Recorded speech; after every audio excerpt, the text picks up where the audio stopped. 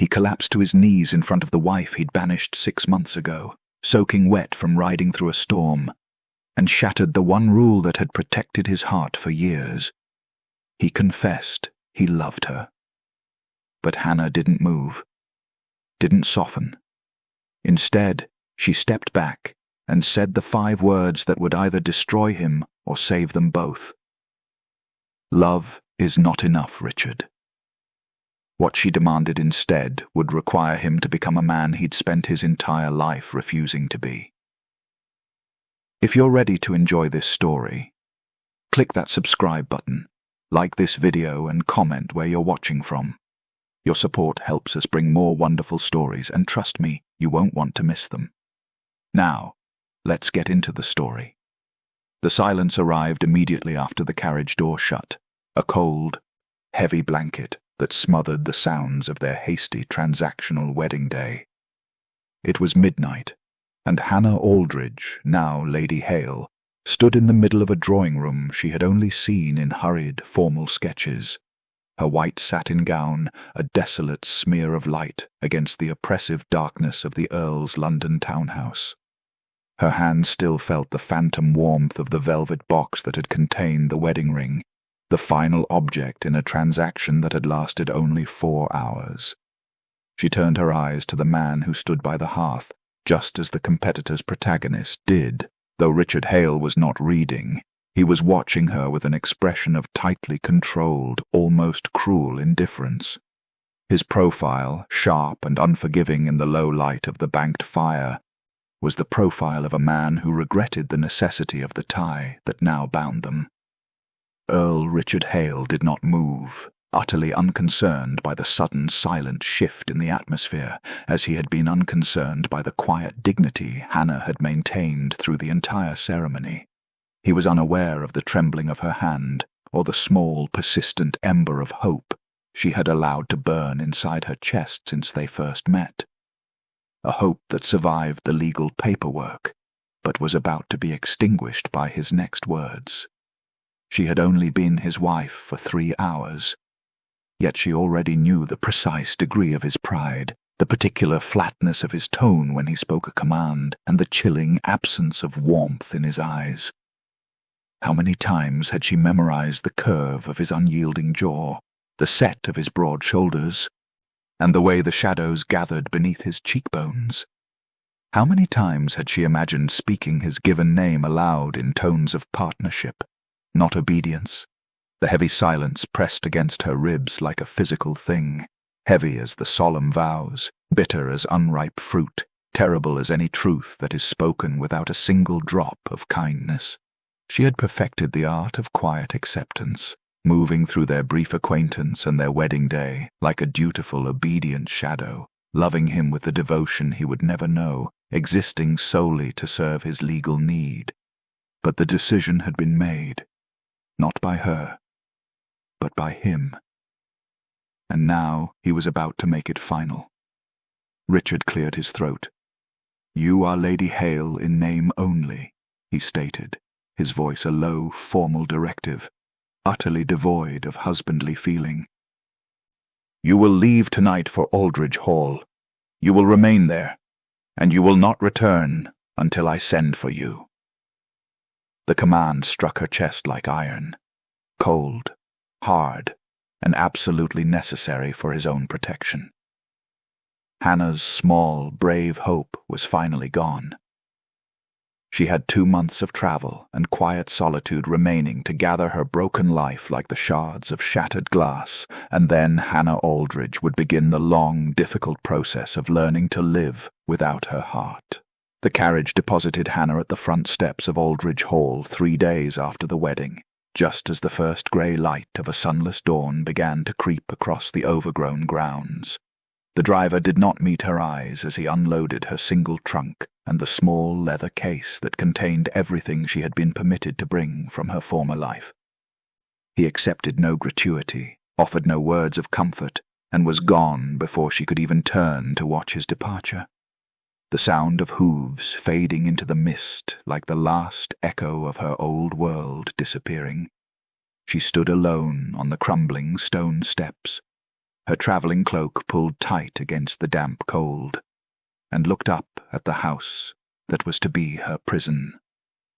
Aldridge Hall loomed before her, a sprawling manor of faded grandeur, its stone facade streaked with the stains of decades of neglect. Ivy had claimed the eastern wall entirely, creeping across broken window panes like grasping fingers. The gardens that must have once framed the approach in elegant symmetry were now a wild tangle of weeds, dead hedges, and the skeletal remains of what might have been roses. The front door opened with a groan of rusted hinges, and a woman emerged, grey-haired and thin, her expression one of wary resignation. "Lady Hale," she said, the title sounding strange and formal in the desolate quiet. "I am Mrs. Dawson, the housekeeper. We were not expecting you until next week." Hannah forced herself to speak, though her voice felt like a fragile thing, easily broken. The Earl's plans changed. It was not a lie, but it was not the full truth either. Richard's plans had been brutally simple: remove her from his life as quickly as possible. Mrs. Dawson nodded as if she understood far more than Hannah had said, and gestured toward the darkened hallway beyond. "We've prepared the east wing as best we could, my lady. The rest of the house is not suitable." The interior of Aldridge Hall was a study in decay. The grand entrance hall, which should have been impressive, was dim and cold, the chandelier above thick with dust and missing half its crystals. The air smelled of damp stone, old wood, and something faintly sour, like hope left too long to rot.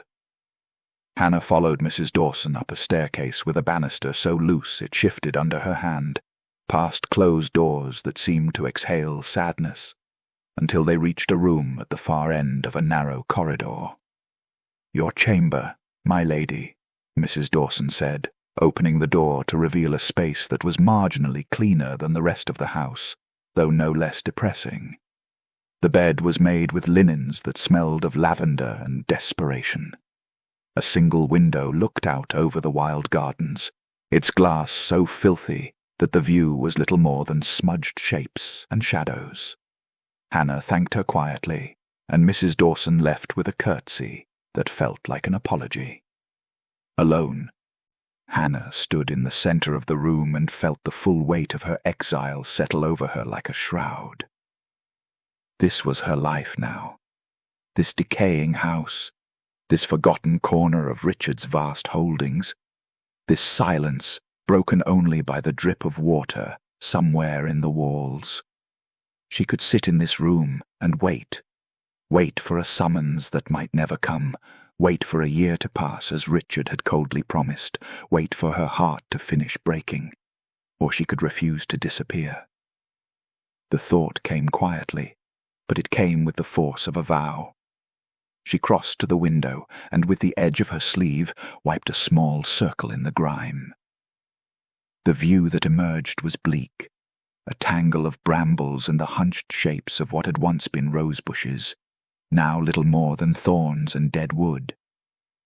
But beneath the decay, she could see the bones of something that had once been beautiful.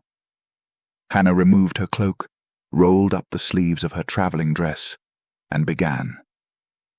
She started with the room itself.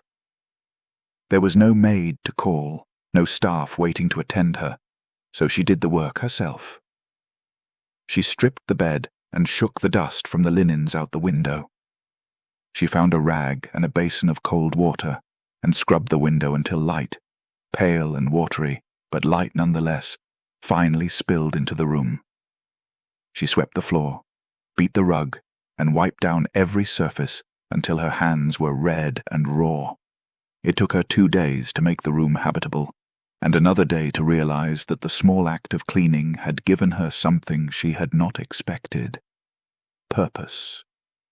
On the 4th morning, she descended the stairs and asked Mrs. Dawson for gardening gloves and shears. The housekeeper's surprise was evident, but she produced the items without question.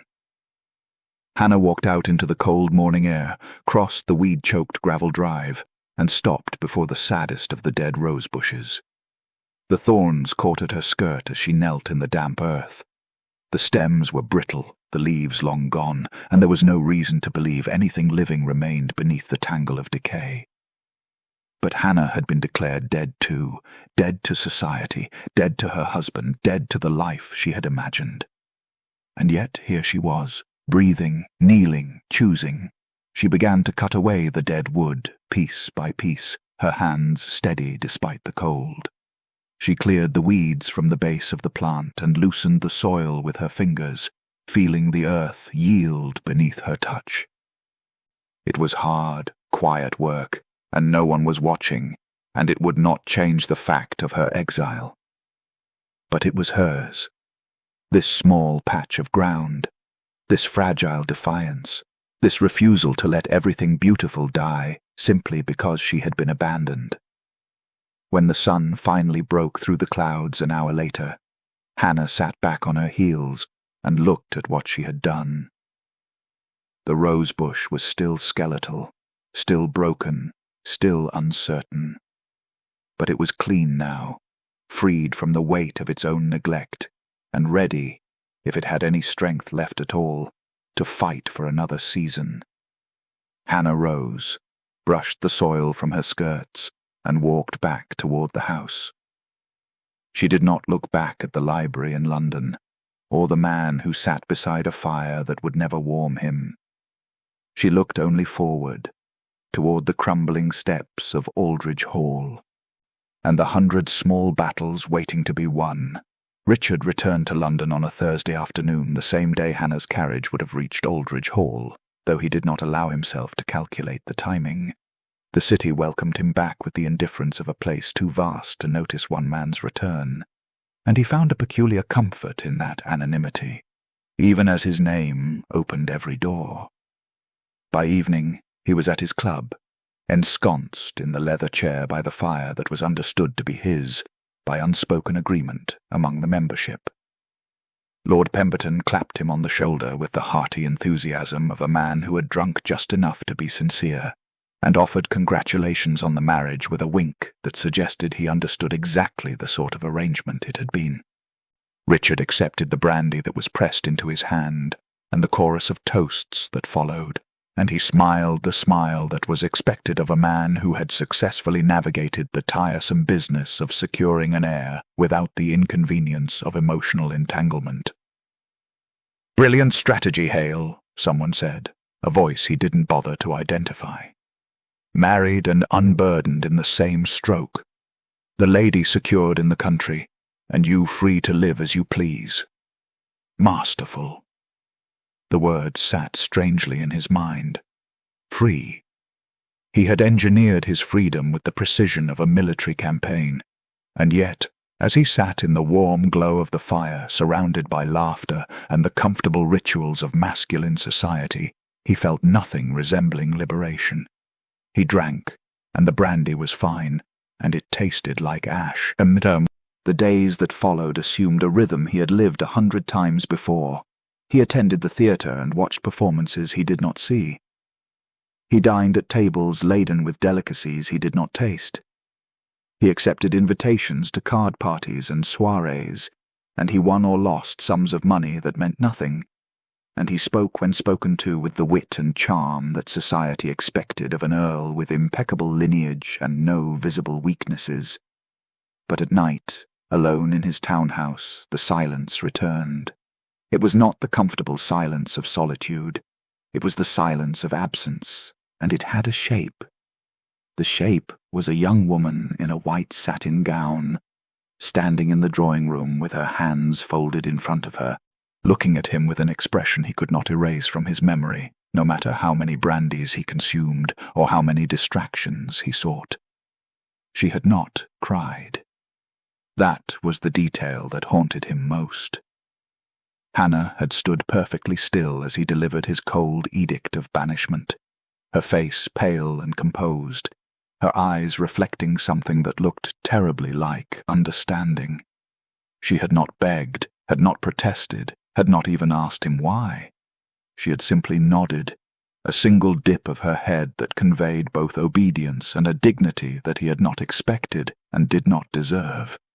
And then she had looked at him one last time before she turned to leave, and in that look he had seen something that now kept him awake in the deep hours of the night. Not anger, not hatred, but a quiet, devastated sorrow, as if she had hoped for something better from him, and was only just realizing the depth of her mistake. He told himself it did not matter. The marriage had been a necessity, a transactional solution to a legal entanglement he had inherited along with his title. His father's debts, her father's loans, the complex web of obligation that had bound their families together until the only acceptable resolution was a union that satisfied the creditors and the solicitors. He had done his duty. He had married her, given her his name and the protection of his title, and installed her in a perfectly respectable estate where she would want for nothing material. He had been more than fair. The thought rang hollow even as he tried to convince himself of its truth. Richard stood at the window of his study one evening, looking out over the London streets slick with rain, and attempted to summon the pride that had always been his armor, pride in his name, his position, his absolute control over his own life. But when he reached for it, he found only a strange, unsettling void, as if something essential had been carved out of him, and he had not noticed until the absence began to ache. He had sent her away to protect himself. That was the truth he had not spoken aloud, not even in the privacy of his own mind, until now.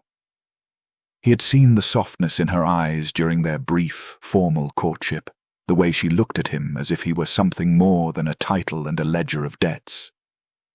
She had been kind and gentle and foolish enough to hope that their marriage might be something other than a cold contract. And he had recognized that hope as a danger. Love was a weakness he could not afford. It was a door he had locked years ago, after watching his mother waste away in longing for a father who preferred his mistresses and his gambling to his family, after witnessing his sister's disastrous elopement and the ruin that followed, after learning, with the brutal clarity of experience, that affection was nothing more than a prelude to pain. So he had banished Hannah before she could get close enough to hurt him, before her gentleness could become a weapon, before he could make the mistake of caring whether she stayed or left. It had been a rational decision, a necessary preemptive strike. But rationality, he was discovering, was cold comfort in an empty house. Richard turned from the window and crossed to his desk, where correspondence lay in neat stacks, organized by his secretary with ruthless efficiency. Invitations, business matters, reports from his various estates. He shuffled through them without interest until his hand stilled on a letter bearing the Aldridge Hall seal. It would be the first report from Davison, his steward. A formality, nothing more.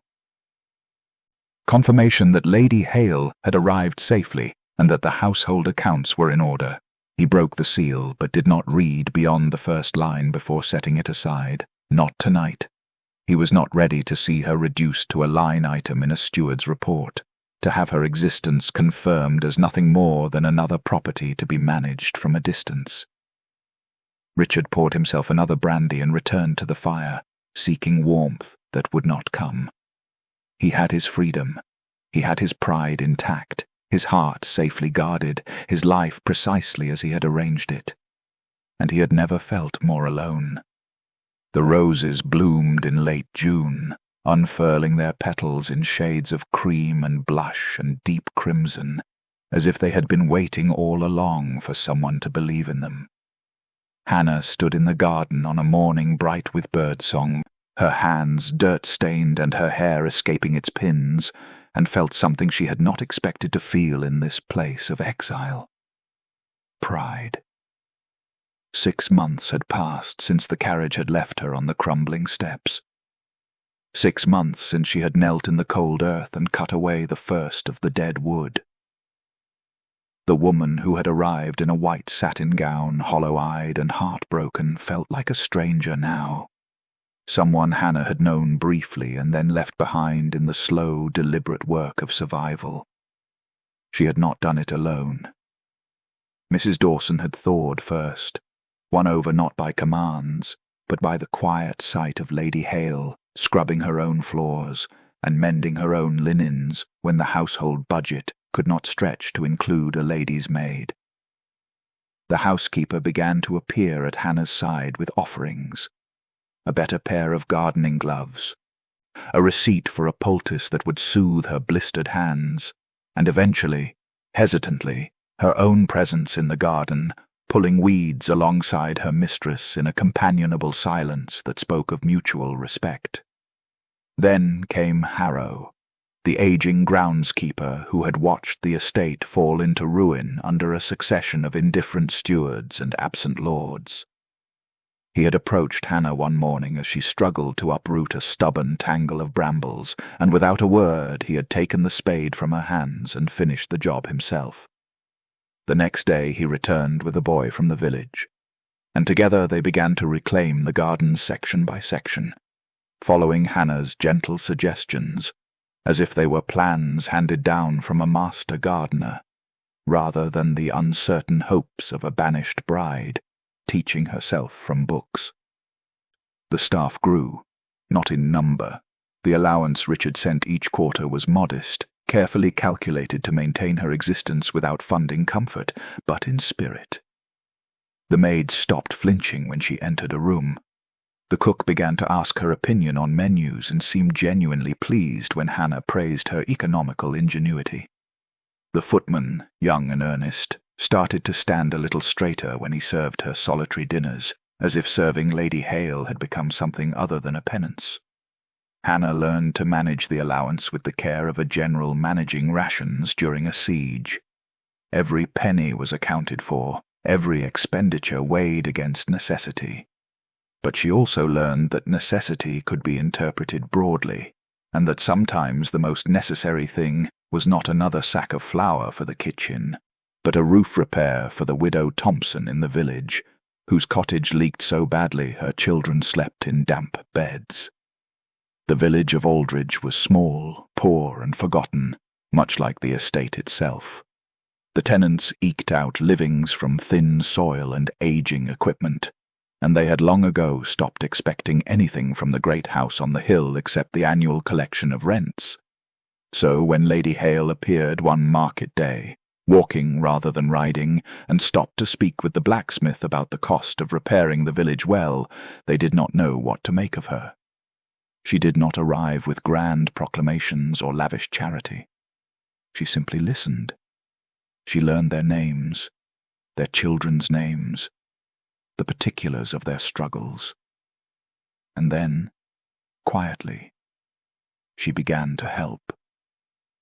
A portion of her allowance went to purchasing tools that she then lent freely. She convinced Harrow to teach the village boys better techniques for coppicing, which improved their timber yield. She spent an afternoon with the vicar's wife, organizing a lending library from the dusty, forgotten books in Aldridge Hall's mouldering collection. The tenants began to nod to her when she passed, then to greet her, then to smile. The women brought her cuttings from their gardens and receipts for remedies. The men raised their caps with genuine respect rather than grudging obligation. The children grew bold enough to peek through the garden gates, delighted when Lady Hale waved to them and sometimes offered strawberries from the kitchen garden she had coaxed back to life. Hannah had become, without quite intending it, the heart of a community that had been slowly dying of neglect. But every evening, when the work was done and the house grew quiet, she returned to her solitude. She dined alone at the long table in the small dining room she had claimed and restored. She read alone in the library, surrounded by books that showed no signs of having been opened in decades. She walked alone through the gardens as the light faded, touching the roses she had saved, feeling their velvet petals beneath her fingertips like small miracles. She had found peace. It was real and hard-won, built from dirt and determination and the slow accumulation of small victories. She no longer cried herself to sleep. She no longer stood at the window watching the road for a carriage that would never come. She had learned to fill her days so completely that there was little room left for the ache of abandonment.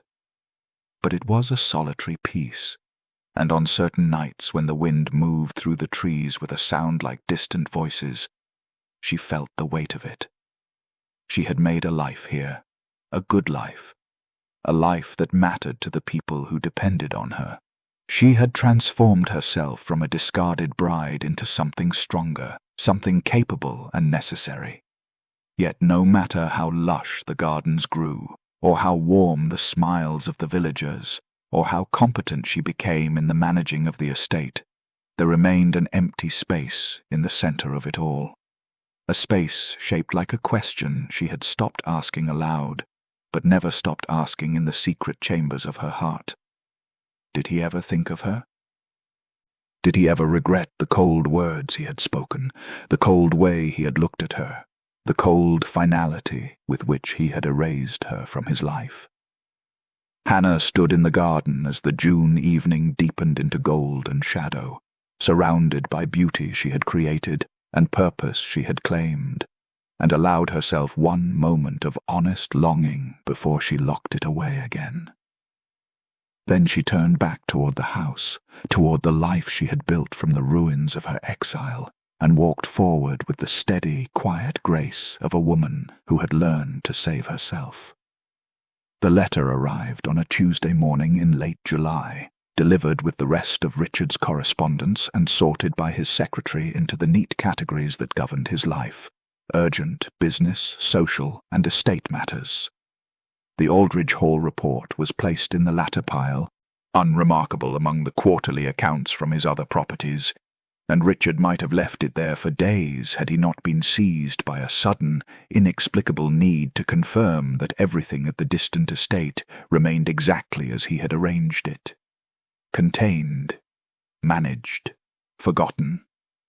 He broke the seal, expecting columns of figures, a brief summary of expenditures, and perhaps a line or two noting Lady Hale's continued residence. What he found instead was 3 pages of dense, urgent script in the shaking hand of Mr. Davison, his aging steward, and not a single number among them. "My lord, I must beg your forgiveness for the irregularity of this report, but I find I cannot in good conscience reduce the events of these past months to a mere ledger. I have served your family for 42 years, and in that time I have witnessed the slow decline of Aldridge Hall from a jewel of the county to a place of neglect and sorrow. I had resigned myself to watching its final decay, managing what little remained until age or death relieved me of the duty. Then Lady Hale arrived. Richard's hand tightened on the paper. He had not expected her name to appear so prominently, nor with such weight. He read on, his jaw set. "I confess I pitied her that first morning, my lord.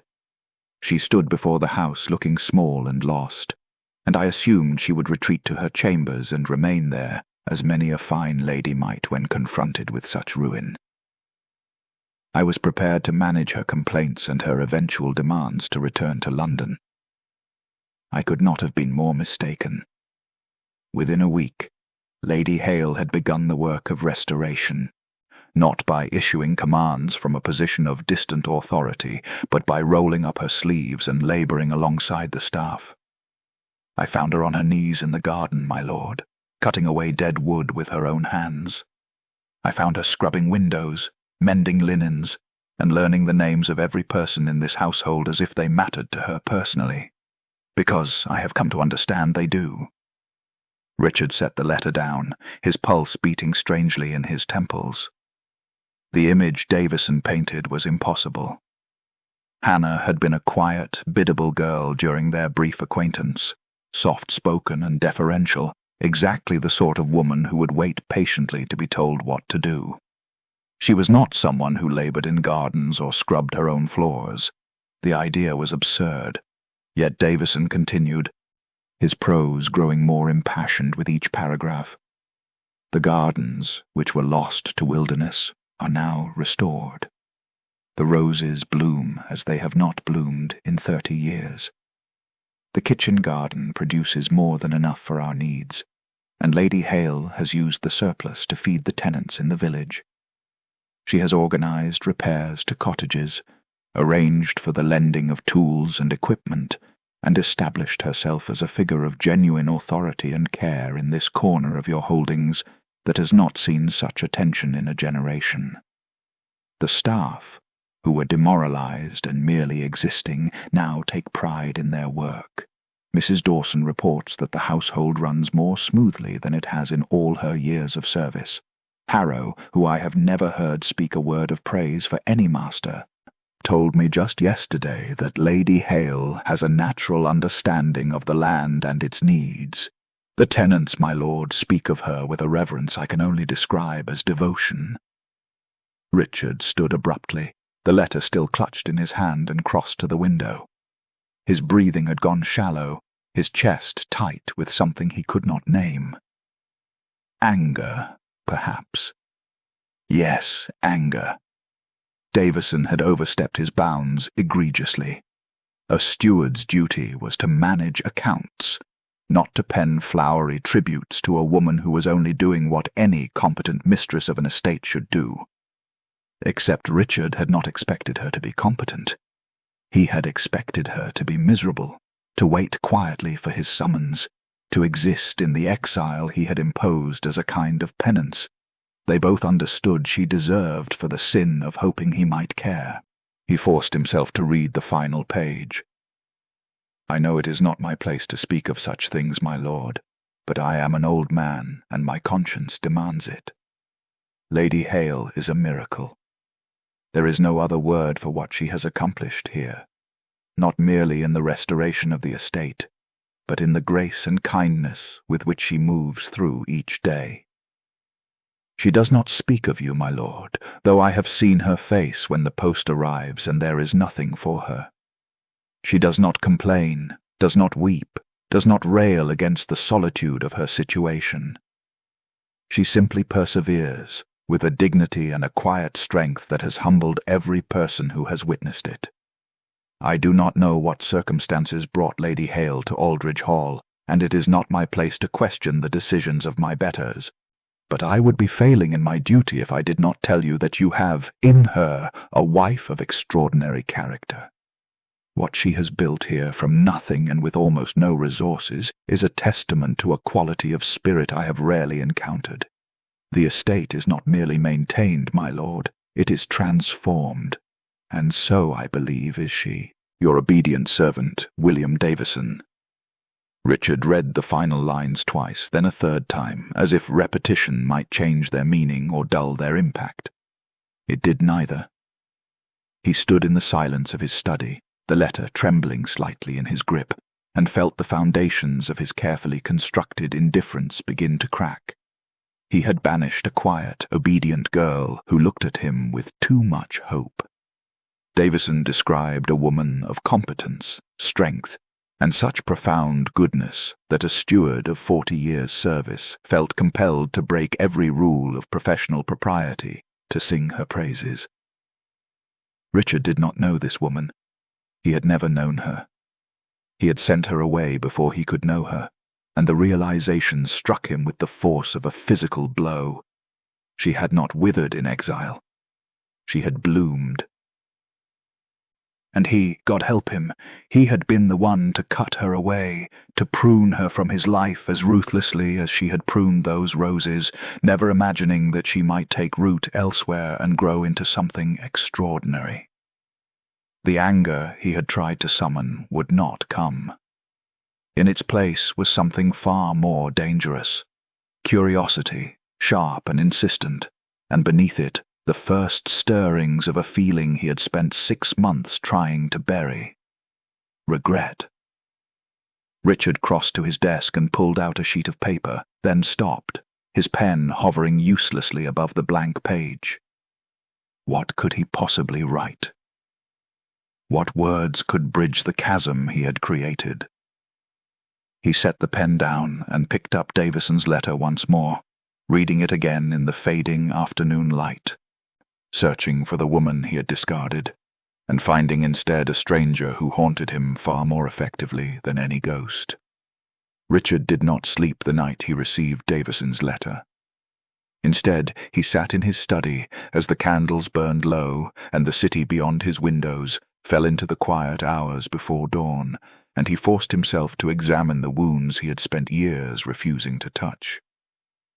The memory came reluctantly, dragged up from the place where he had buried it beneath layers of pride and cold rationality.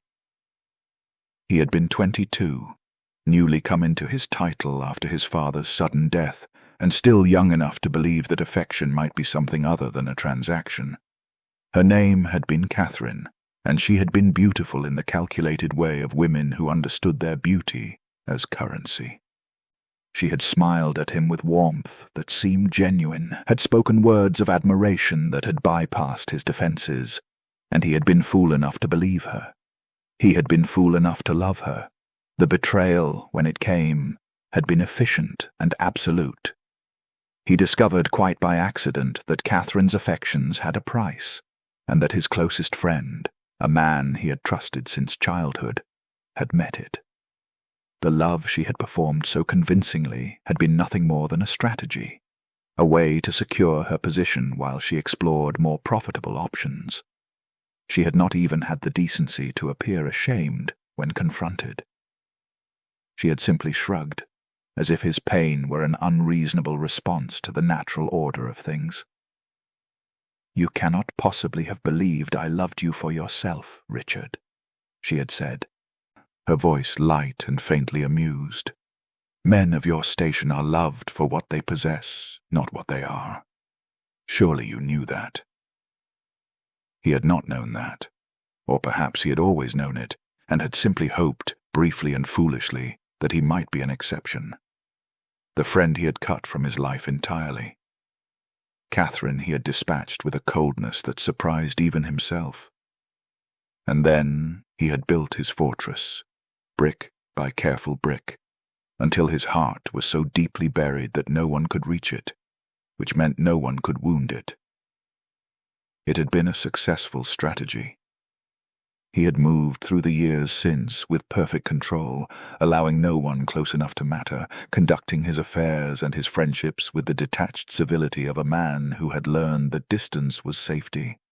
And then Hannah had appeared, thrust into his life by circumstances neither of them had chosen, and he had seen in her soft eyes the terrible possibility that she might actually care. Richard rose and crossed to the window, watching the first grey light of morning creep across the rooftops. The realization that had been circling him all night finally landed with devastating clarity. He had not banished Hannah to protect himself from her potential betrayal.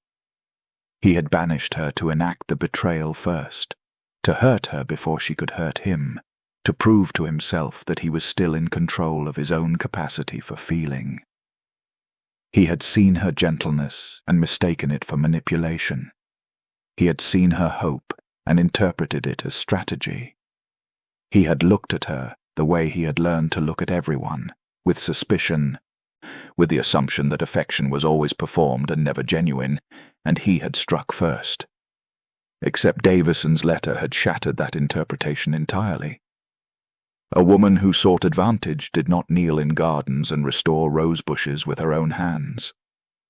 A woman who performed kindness for social gain did not labor in obscurity in a corner of the county so forgotten that no one of consequence would ever witness her good works. A woman who manipulated did not use her meager allowance to repair tenants' roofs and feed their children, actions that brought her no material benefit and no audience to applaud her charity. Hannah's kindness, Richard was forced to conclude, was not a pretense. It was simply who she was, and he had thrown her away like something worthless. The thought sat in his chest like a stone, heavy and cold and impossible to dislodge. He had wronged her, not in the abstract way one might regret a necessary but unpleasant decision, but in a profound, inexcusable way that no amount of rationalization could soften. He had taken a woman who had done nothing but exist in his life with grace and dignity, and he had punished her for his own fear. Richard turned from the window and looked at his desk, where Davison's letter lay beside the blank page he had been unable to fill the night before. Words would not be enough. An apology penned from the safe distance of London would be an insult, a coward's gesture. If he was to face what he had done, and the crumbling of his defenses seemed to demand that he must, then he needed to face her. The rationalization came quickly. A familiar armor, even as he recognized it for what it was. I am an earl. Aldridge Hall is my property. It is my duty to inspect the estate, particularly given the extraordinary claims in Davison's report. This is not sentiment. This is responsibility. He did not believe it, but he clung to it anyway, because the truth was too dangerous to examine fully. The truth was that he needed to see her, this woman he had discarded, this stranger who had somehow become substantial in his mind through the words of an aging steward. He needed to reconcile the memory of the quiet, pale bride standing in his drawing room with the image of a woman who restored estates and commanded devotion through sheer force of goodness. He needed to know if Davison's miracle was real. And beneath that need, buried but insistent, was a question he could barely articulate even to himself. If Hannah had transformed the estate so completely, had she also transformed her feelings about him? Did she still carry some remnant of the hope he had seen in her eyes on their wedding night? Or had 6 months of exile and hard-won independence burned it away entirely? Did she hate him now? Had she learned, as he had learned years ago, that the only safety lay in not caring? The thought that she might have built the same fortress he lived behind, and that he might have been the one to teach her the necessity of it, was unbearable. Richard called for his secretary before he could reconsider. He dictated instructions with brisk efficiency: prepare for travel, notify the staff, arrange for his absence from London. He would leave for Aldridge Hall within 2 days. It was merely an inspection, he told himself, a duty long overdue. But as he climbed the stairs to his chambers to prepare, he carried Davison's letter with him, and he read it once more in the privacy of his room, studying each word as if it were a map to a country he had never visited and did not know how to navigate.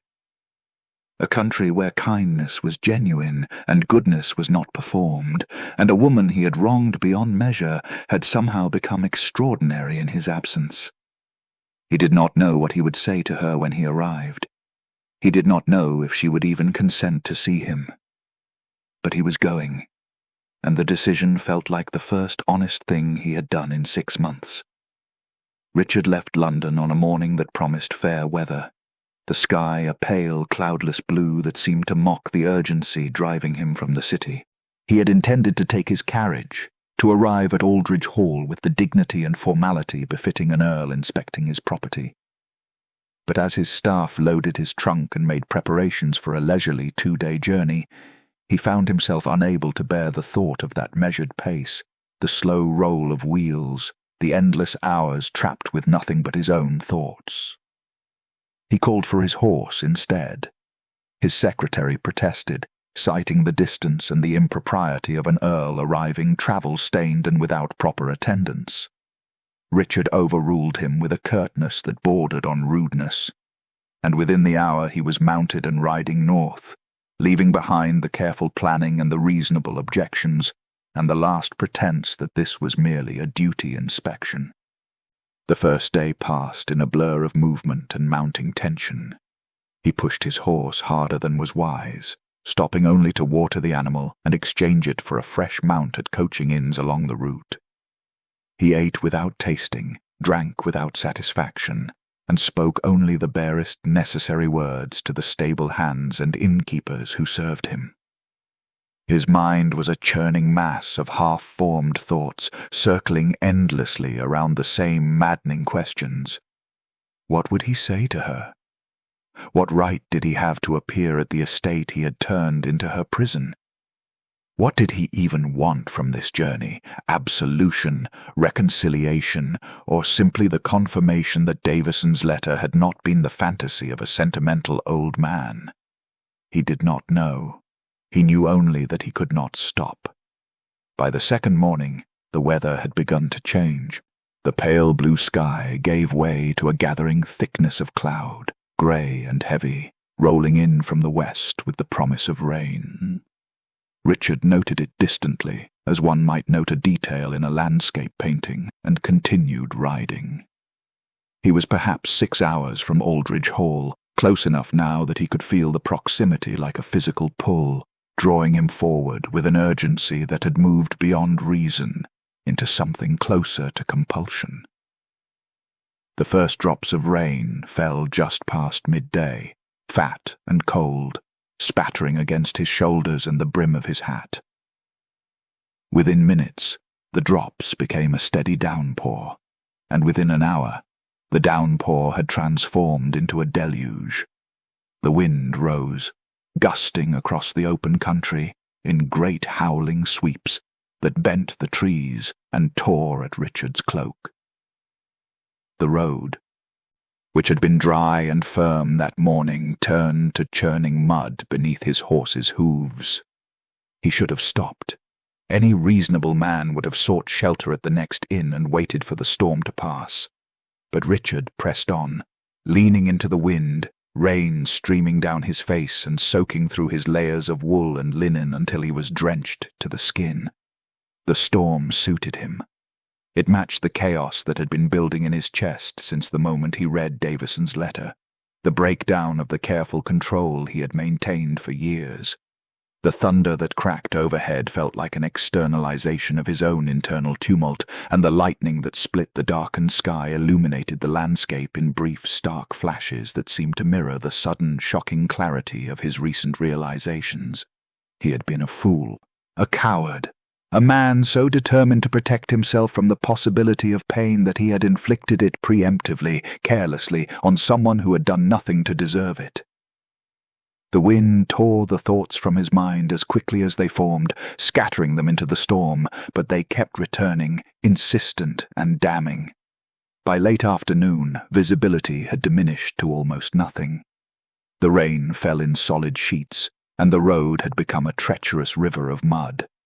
Richard's horse stumbled, catching itself at the last moment, and he knew with the small part of his mind still capable of rational thought that he was endangering both their lives by continuing. The inn appeared through the grey curtain of rain like a beacon, its lights glowing warmly in the premature darkness. The sign creaked violently in the wind. The Running Fox, a respectable posting house still some 3 hours' ride from Aldridge Hall. Richard guided his exhausted horse into the stable-yard, where a boy ran out with a blanket over his head and took the reins with wide-eyed alarm at the state of both rider and animal. Inside, the common room was warm and dry, and filled with the smell of cooking food and the low murmur of travellers who had been sensible enough to take shelter hours ago. The innkeeper, a stout man with sharp eyes, took one look at Richard's sodden, dishevelled state and his quality beneath the mud, and immediately began making arrangements. "A room, my lord, and a hot bath. Your man can—" He paused, glancing behind Richard and finding no servant, no attendant, no baggage beyond what the Earl carried on his person. "That is, I'll have water brought up at once. And a hot meal." Richard nodded, too exhausted to speak, and allowed himself to be led up narrow stairs to a small but clean chamber. He stripped off his soaked clothing with hands that shook from cold and fatigue, and when the bath arrived, he sank into the steaming water with something approaching gratitude. But even as the warmth began to seep back into his limbs, even as his breathing steadied and his shivering subsided, he could not rest. The storm continued to rage outside, battering the windows with rain and wind, and Richard sat in the cooling water, staring at nothing, calculating distances and time. 3 hours. perhaps 4 in this weather, if the roads remained passable at all. He could stay here, dry his clothes, sleep in an actual bed, and continue at first light when the storm had passed and reason had returned. But reason felt like a distant country he had left behind somewhere on the road from London. What drove him now was something rawer, more fundamental, the need to see her, to confirm that she was real, that Davison's miracle existed, that the woman he had wronged had somehow survived and thrived in spite of him. The need to know if there was anything left in her that might, against all logic and justice, still be willing to look at him without hatred. Richard rose from the bath and dried himself with rough efficiency. His clothes were still damp, but he put them on anyway, ignoring the innkeeper's protests about the dangerous roads and the late hour. He paid for a fresh horse, overpaying so egregiously that the man stopped objecting and simply provided the animal. And then Richard was riding again, back out into the storm, the rain lashing his face and the wind threatening to unseat him, his heart pounding with something that felt terrifyingly like hope and devastatingly like fear. Aldridge Hall waited somewhere ahead in the darkness, and so did she, and he rode toward both with the desperate urgency of a man who had finally realized what he had lost and could not bear to wait another moment to learn if it might by some miracle be found again. The gate stood open, which was the first surprise. Richard had expected to find Aldridge Hall locked and dark, a fortress of neglect matching the ruin he had imagined Hannah enduring. Instead, the iron gates that had hung crooked on their hinges during his single perfunctory visit years ago now stood straight and welcoming, their metalwork recently painted, and beyond them the drive curved through grounds that even in the rain-soaked darkness suggested order rather than wilderness. He urged his exhausted horse forward, and with each step closer to the house, the evidence of transformation accumulated like an indictment. The hedges lining the drive were trimmed and shaped. The gravel, though churned to mud by the storm, lay evenly beneath the water rather than scattered in the ruts of long neglect. Flower beds that he remembered as choked tangles of weeds now showed the neat geometry of deliberate planting, their contents beaten down by the rain, but undeniably cultivated, undeniably cared for. Then the house itself came into view, and Richard pulled his horse to a halt, staring. Aldridge Hall glowed. Every window on the ground floor blazed with warm candlelight, spilling gold across the wet stone steps and illuminating the facade that he had last seen streaked with grime and spotted with crumbling mortar. The stone had been cleaned. The ivy that had devoured the eastern wall was gone, revealing the elegant proportions of the architecture beneath. The front door, which he remembered as scarred and weather-beaten, had been restored and painted a deep, welcoming blue. It looked like a home, not the cold, formal houses he inhabited in London and on his other estates, where every surface gleamed with expensive emptiness. This looked like a place where people lived, where light and warmth spilled out into the darkness, not as a display of wealth, but as a simple consequence of habitation, of life being lived with care and attention, and something that looked terrifyingly like joy. Richard dismounted, his legs unsteady beneath him, and led his horse toward the stable block. A light appeared there too, and a young groom emerged with a lantern, his eyes widening at the sight of the muddy, rain-soaked figure leading an equally bedraggled animal. "My lord?" The boy's voice cracked with uncertainty, clearly recognizing quality beneath the disaster, but unable to reconcile the Earl's unexpected appearance with any protocol he knew. "See to the horse," Richard managed, his voice rough from hours of silence and storm. "He's earned better than I gave him tonight." The groom took the reins with a careful competence that spoke of good training, murmuring reassurances to the trembling animal, and Richard turned back toward the house. His heart was beating too fast, his chest tight with something that might have been anticipation, or might have been dread. He had ridden through a storm to get here, had pushed himself and his mount to the edge of safety, and now that he stood on the threshold of the home he had turned into a prison, He found himself uncertain of the most basic question. Should he knock? He was the master of this house. He had every right to enter unannounced. But the warm light glowing in the windows and the evident care visible even in the rain-soaked darkness suggested that this was no longer his house in any meaningful sense. It was hers. She had claimed it, restored it, made it into something he had never bothered to create. The choice was taken from him by the opening of a side door and the appearance of a woman silhouetted against the light. Lord Hale. Mrs. Minton. Dawson's voice carried shock and the beginning of alarm. My lord, we had no word of your arrival. I sent none.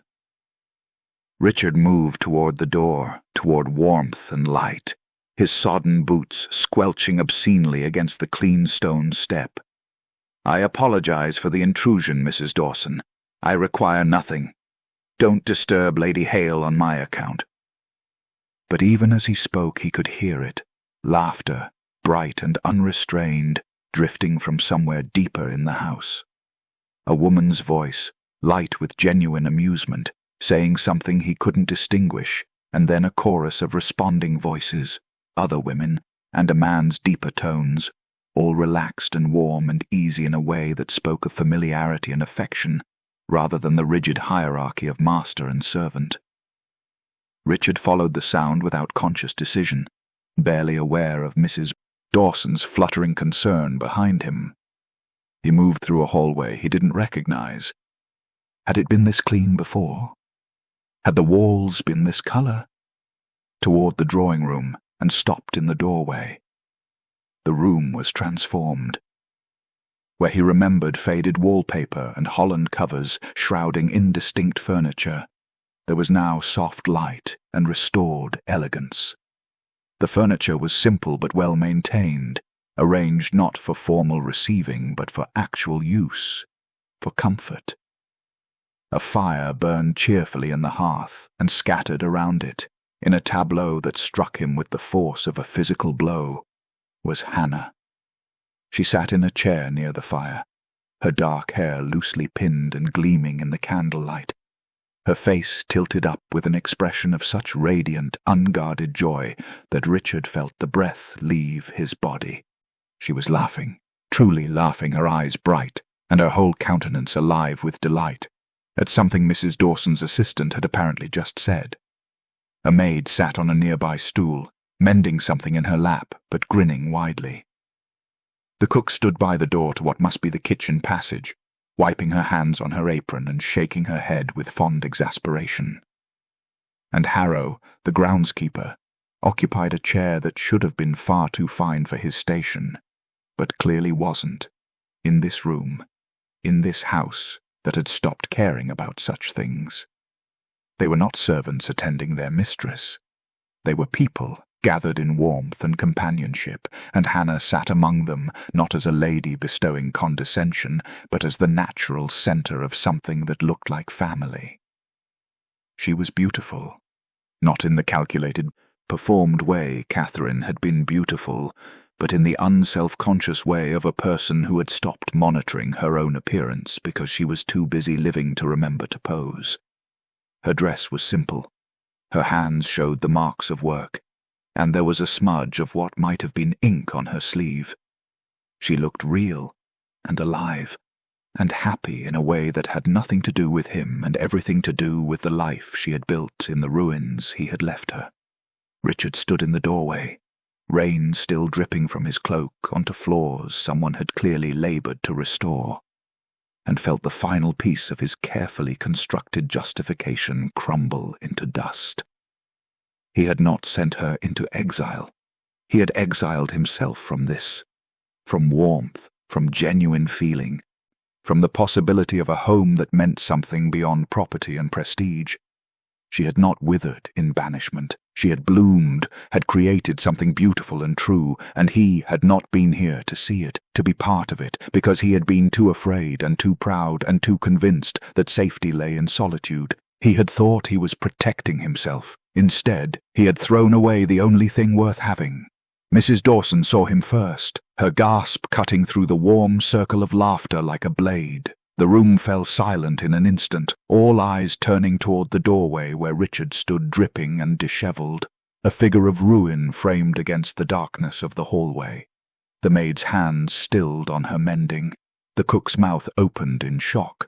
Harrow rose from his chair with the instinctive deference of decades of service, but Hannah simply looked at him, and in the 2 seconds before her expression shifted from joy to carefully controlled composure, Richard saw what he had lost.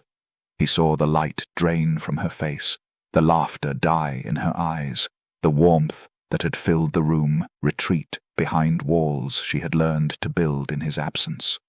She stood, her movements graceful and deliberate, and nodded once to her assembled household. "Please excuse us." Her voice was steady, bearing none of the trembling uncertainty he remembered from their wedding night. This was the voice of a woman who had learned to command not through authority, but through earned respect. The staff withdrew with murmured courtesies and worried glances, Mrs. Dawson lingering longest at the door, until Hannah's gentle but firm, "Thank you, Mrs. Dawson," sent her away. The door closed with a soft click that sounded like a judgment. Richard and Hannah stood alone in the warm, beautiful room she had created, and the silence that descended was nothing like the companionable ease he had interrupted. This silence had edges. He reached for the persona that had protected him through 1,000 difficult social moments, the Earl's mask of cool civility and controlled courtesy. "Lady Hale, I apologize for arriving unannounced. I was conducting an inspection tour of my properties, and the storm—" "Don't." The single word stopped him as effectively as a hand to his chest. Hannah had not moved from her position by the fire, but something in her bearing had shifted, had hardened. "Do not insult us both with polite fictions, my lord. You have not set foot on this property in 6 years, and you sent me here 6 months ago with explicit instructions that I was not to return until summoned. So I ask you plainly, why are you here?" Richard felt the carefully prepared explanation crumble on his tongue. He had thought. What had he thought? That he could arrive and inspect and perhaps exchange a few civil words, and somehow that would be enough to quiet the howling need that had driven him through the storm. That he could observe her transformation from a safe distance, and then retreat to London with his curiosity satisfied and his conscience appeased. "I received Davison's report," he said, grasping for something true to offer her. "He wrote of the changes you had made, and I wished to see if your exile had been properly managed." Hannah's voice remained steady, but he heard the steel beneath the quiet. "To ensure that your unwanted wife had remained appropriately invisible and made no demands upon your attention or your purse. You may rest assured on both counts, my lord, I have been perfectly obedient to your wishes." "No." The word came out more forcefully than he intended, rough with something that might have been pain. "That is not. I did not come to inspect the property, Hannah. I came to see you." She flinched at the sound of her name in his mouth, the first crack in her composure. "Why?" The question was so simple, so direct, and Richard found he had no practiced answer, no social deflection that would serve.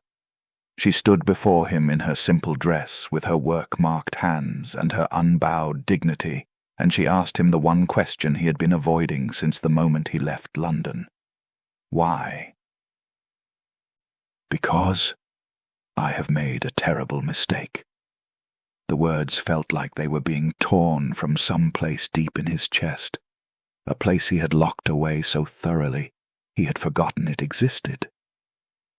"Because Davison's letter made me realize that I had sent away a stranger, and you had become... What?" Hannah's composure was fracturing now too, anger seeping through the cracks. "I became useful? Competent? Sufficiently decorative in my distant corner that you need not be embarrassed by my existence? Extraordinary. Richard took a step forward, then stopped as she stiffened. You became extraordinary, and I was not here to see it. I was not here to know you. I sent you away before I could know you, and His voice broke. I have never regretted anything more in my life. Hannah stared at him, her chest rising and falling with quick, shallow breaths. You regret the inconvenience of having acted hastily, the social awkwardness of having a wife you never see. These are the regrets of your pride, my lord, not your heart. I have no pride left. Richard heard the rawness in his own voice, felt the last of his defenses collapsing like walls of sand before an incoming tide. I rode through a storm to get here. I abandoned my carriage, my staff, every pretense of dignity, because I could not bear to wait another hour to see you. I stood in my study and read Davison's letter, and realized that you had built something beautiful and true from the ruins I left you, and that I had banished myself from any chance of being part of it.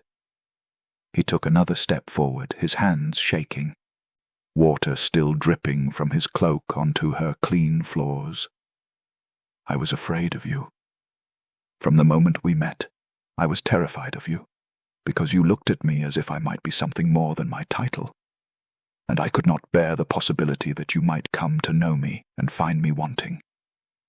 I could not endure the thought that you might grow to care for me and then discover, as Catherine did, that there was nothing beneath the surface worth caring for.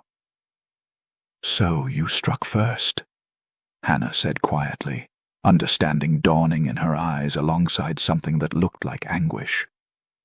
You hurt me before I could hurt you. Yes. The confession came out as barely more than a whisper. Yes. And in doing so, I hurt you more profoundly than any eventual disappointment ever could have. I took your hope and your gentleness and your kindness, and I repaid them with cruelty, and I have no right to stand here now and ask. His voice failed entirely. Ask what? Hannah's own voice was unsteady now, tears shining in her eyes, though she did not let them fall. Richard sank to his knees, propriety and pride, and every carefully maintained wall of protection finally, completely gone. He knelt on the floor of the drawing room she had restored, this man who had never knelt to anyone, and looked up at the wife he had wronged beyond measure.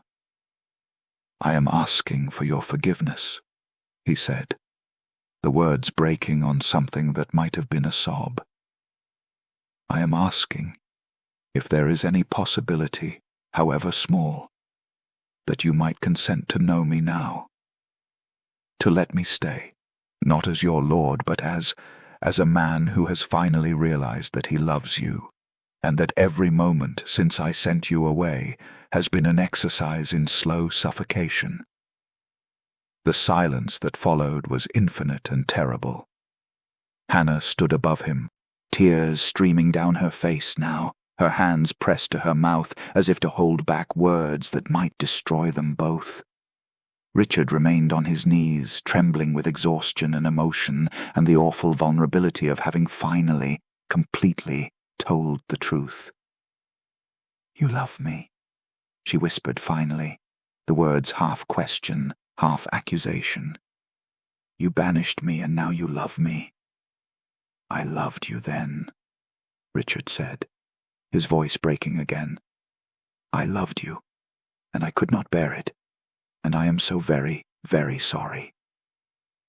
Hannah stepped back from him, and the movement was not retreat, but refusal. She wrapped her arms around herself as if to hold her own breaking heart together, and when she spoke, her voice was raw with months of carefully buried pain. You loved me then? You loved me and you sent me away to this crumbling house with barely enough allowance to keep the roof from collapsing. You loved me and you let me believe I was nothing to you, less than nothing. Do you have any comprehension of what that did to me? Richard remained on his knees, unable to look away from her face even as her words flayed him. "No," he said hoarsely. "Tell me." "I wept for a month."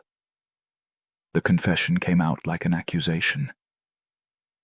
"I wept until I had no tears left, until I was empty of everything but the will to survive another day. I knelt in frozen gardens and cut away dead wood because it was the only thing I could control, the only way I could prove to myself that something broken could be made to live again. I built this life from nothing because you gave me nothing, and I learned to be strong because you taught me that I could depend on no one but myself." She turned away from him, her shoulders trembling. "And now you arrive in the middle of a storm, looking half dead, and you tell me you love me as if love justifies what you did, as if love erases 6 months of silence and loneliness and nights when I stood at that window, wondering if I would spend the rest of my life waiting for a man who would never come." "It doesn't." Richard's voice was barely audible. "Nothing justifies it. Nothing erases it. I can only tell you that I was broken in a different way. And I broke you in my fear. And I would spend the rest of my life attempting to repair what I destroyed if you would let me." Hannah turned back to face him, and her expression was fierce through her tears. "I don't want your penance, Richard. I don't want your guilt or your regret or your noble suffering. If you love me, if you truly love me, then I need you to understand that I am not the quiet, biddable girl you married. I will not return to London and sit in your townhouse waiting for you to remember I exist. I will not be a wife in name only, useful for producing an heir and then dismissed. I will not live half a life in the margins of yours." "Then what do you want?" Richard asked, and there was no defensiveness in the question, only desperate need to know. "Tell me what you want, Hannah, and if it is in my power to give it, I will." She looked at him for a long moment, this man on his knees before her, stripped of every pretense and protection. "I want a partner," she said finally. "I want a husband who sees what I have built here and values it, who understands that Aldridge Hall is not my prison, but my home, and that the people here are not merely servants, but a community I will not abandon.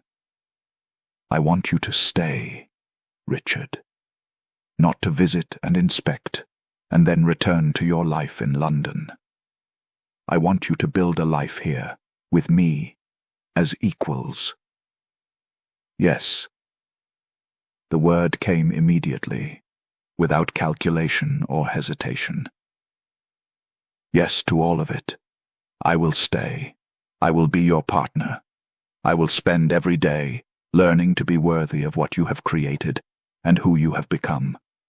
Just please," his voice broke again, "please tell me it is not too late.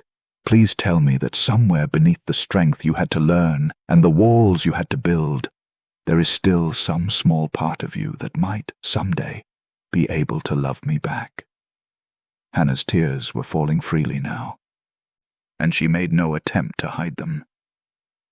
"You foolish man," she whispered. "I never stopped loving you. Even when I hated you, even when I tried with everything in me to cut you out of my heart the way I cut away dead wood, I could not.